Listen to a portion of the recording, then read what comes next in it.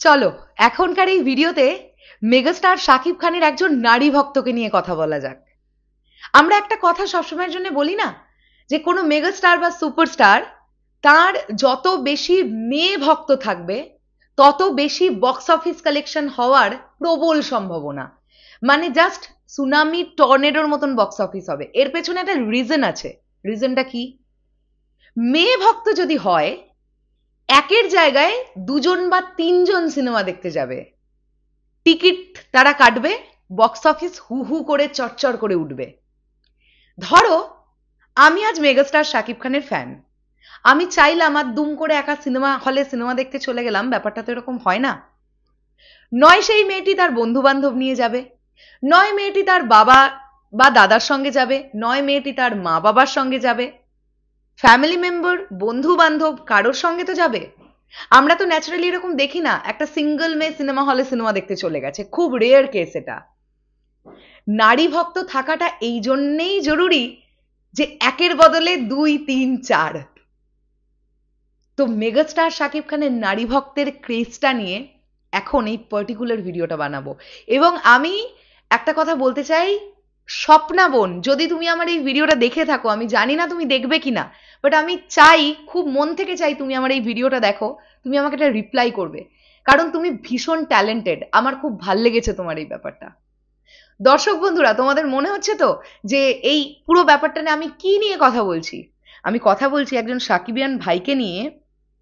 সোলজারের যেটা second look, সেই second লুকটা কিভাবে পেন্সিল স্কেচ দিয়ে স্বপ্না বোন অ্যাকিউরেট জিনিসটাকে করেছে শুধু দেখো। আমি স্ক্রিনে কিছু ছবি অ্যাটাচ করি। এই বোনটির নাম যে স্বপ্না, আমি এই কারণেই জানতে পারলাম, এসকে স্বপ্না খান এই বোনটির পেজের আইডি, যে স্ক্রিনশটটা আমি নিয়েছি, তাই আমি ভাবছি যে এই মেয়েটির নাম কিন্তু স্বপ্না হবে। এখানে তোমরা দেখো কি নিখুঁত ভাবে ড্র করেছে এই সাকিবিয়ান বোন।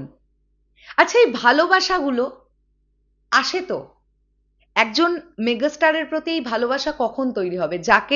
যখন তুমি তাকে অপরিসীম ভালোবাসবে। আজকে এই স্কেচটা করতে বা স্বপ্না যেটা লিখেছে, হিরো অনেক আছে কিন্তু ভাই হিসেবে আমার একটাই শাকিব খান, এটা হেডলাইন লিখেছে, যে হিরো তো অনেক আছে কিন্তু ভাই হিসেবে আমার একটাই শাকিব খান। সেকেন্ড লাইনটা ভীষণ হার্ট টাচিং একটা লাইন। আমরা সবাই মেগাস্টার শাকিব খানকে শাকিব ভাইয়া বলি।